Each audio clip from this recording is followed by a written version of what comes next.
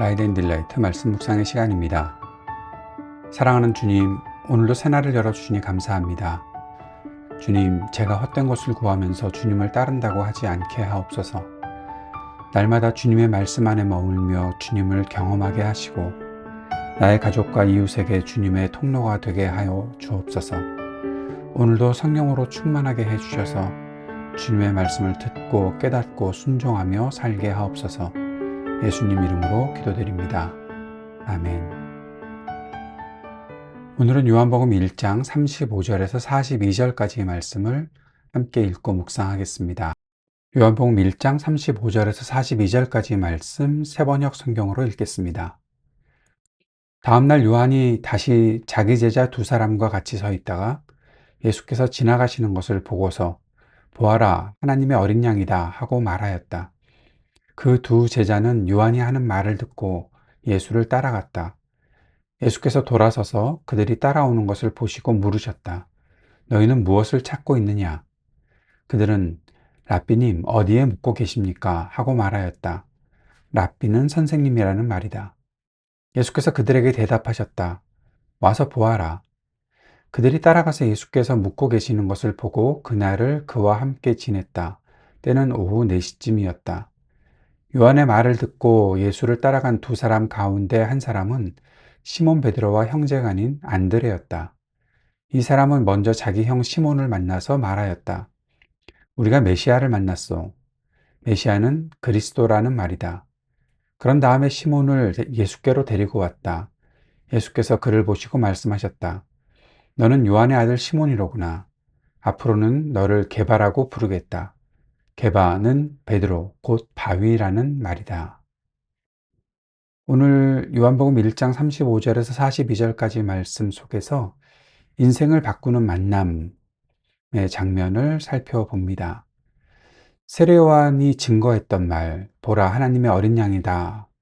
그 말을 듣고 두 제자, 이 세례요한의 두 제자가 예수님을 따르기 시작합니다. 인류 역사상 가장 위대한 동행의 시작이 아니었을까 생각해 봅니다. 본문은 예수님께서 첫 제자들을 어떻게 부르시고 그들을 어떻게 대하시는지, 그리고 그 만남이 한 개인을 어떻게 변화시키는지를 보여주는 매우 섬세하고 아름다운 장면이기도 합니다. 예수님의 첫 마디, 무엇을 구하느냐 라는 이 말, 무엇을 구하느냐, 무엇을 찾고 있느냐, 그 말이죠. 무엇을 찾고 있습니까? 이것은 존재의 가장 깊은 동기를 묻는 질문이죠. 너희가 나를 따르는 목적이 무엇이냐? 성공 또는 정치적 해방 아니면 진리 그 자체? 이 질문은 제자들의 내면을 들여다보게 하는 거울과 같습니다. 그들은 이렇게 말합니다. 랍비 어디 계십니까? 이 말이 꼭 동문서답처럼 느껴지는데요. 무엇을 구하느냐? 그런데 어디 계십니까? 그들은 지식이나 떡을 구하지 않았습니다. 주님이 계신 곳을 묻고 있습니다. 이것은 주님과의 관계, 그리고 주님과의 함께함을 구하는 것이었죠. 무엇을 찾고 있느냐, 무엇을 구하느냐, 어디 계십니까? 그 말은 결국 우리가 주님과 함께 있고 싶습니다. 라는 그러한 대답이지 않았을까. 예수님께서 거기에 대해서 초청하시는 대답을 하시죠. 와서 보라. 예수님은 거주지를 설명하지 않으시고 come and see, 와서 보라. 그렇게 초청하십니다. 기독교 신앙, 믿음은 설명이나 이론이 아니라 경험이라는 사실을 보게 되는 장면입니다. 예수님은 당신의 삶을 오픈하시고 제 아들을 당신의 삶의 자리로 초대하셨습니다. 제 아들은 그날 예수님과 함께 거했습니다. 예수님과 함께 머물렀습니다. 이 머문, 이것이 바로 제자도의 시작이다 라는 사실을 우리가 생각할 수 있죠. 그리고 안드레의 이야기가 나옵니다. 안드레가 베드로를 데리고 오는 전도의 장면이라고 표현하면 될까요? 그리고 베드로와 변화가 시작되는 아주 중요한 포인트입니다. 예수님을 경험한 안드레는 형제 시몬을 찾아가서 우리가 메시아를 만났다라고 전하고 있습니다. 그리고 예수님은 시몬을 보시고 그의 이름을 게바, 베드로다, 반석이라는 뜻이라고 해석까지 해놨는데 그렇게 말씀해 주십니다. 예수님과의 만남은 반드시 다른 사람에게 전해지게 되어 있습니다. 예수님은 시몬의 현재 모습, 어부가 아니라 미래의 가능성을 보시고 그의 정체성을 새롭게 규정해 주시는, 이름을 바꾸어 주시는 일을 하게 됩니다. 이것도 사실 금방 이해가 되지 않는 장면이기도 하지요. 처음 만난 사람인데 이름을 바꿔줘? 여러분, 처음 만난 사람이 이름을 바꿔주는 그런 경우는 아마 장명소에 가서 이름 바꾸는 것 외에는 별 다른 일이 없을 것 같은데요. 이름을 바꾼다는 것은 결국 그의 존재 자체를 바꾸는 거죠. 그런데 어떻게 이름을 바꾸는가? 그것이 바로 예수님께서 그의 미래의 가능성을 보시고 반석과 같은 사도가 될 것을 보시고 그의 정체성을 바꾸어 주시는 그러한 장면이 나타나 있다는 것입니다. 믿음에 대해서 생각해 보게 됩니다. 오늘 본문을 통해서 첫째, 믿음은 목적을 점검하는 것이다 라는 생각을 합니다. 나는 예수님을 따르면서도 엉뚱한 것을 구할 때가 많지 않습니까? 성공을 구하거나 인정받기를 구하거나 다른 어떠한 편안한 삶을 구할 때.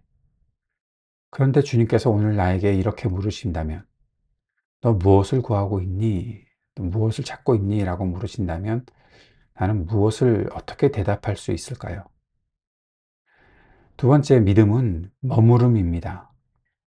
제자가 되는 것은 무언가를 열심히 하는 것, doing 이전에 주님과 함께 시간을 보내는 것, being에서 시작된다라는 사실을 알 수 있는 장면이죠. 어디에 머물고 계십니까? 무엇을 하는 것 이전에 내가 지금 머무는 자리가 어디인지 살펴보아야 하겠습니다. 주님은 우리의 미래를 보십니다. 믿음은 결국 미래를 보는 것이죠. 주님은 실수가 많은 시몬을 보시면서 반석이라고 불러주셨습니다. 주님의 시선이 어디에 있는지 알 수 있는 거죠. 주님은 나의 과거가 아닌 나의 가능성에 시선을 두고 계십니다. 나는 오늘 무엇을 구하며 하루를 시작했는가? 예수님의 무엇을 구하느냐라는 질문을 매일 아침 거울 앞에서 스스로에게 던져야 하겠습니다. 하루를 시작하는 기도 시간에 주님, 제가 오늘 하루를 통해 얻고자 하는 것이 나의 유익입니까? 아니면 주님의 임재입니까? 하고 자문해 봅니다. 나의 욕망을 솔직하게 주님께 아뢰고 방향을 교정하는 0점 조절의 시간이 필요하지 않을까요? 또 한 가지는 누군가를 초대하고 누군가와 함께 나누는 일. 안드레가 시몬에게 복잡한 교리를 설명하지 않고 내가 만났다, 와서 보라 라고 그렇게 말하는 것.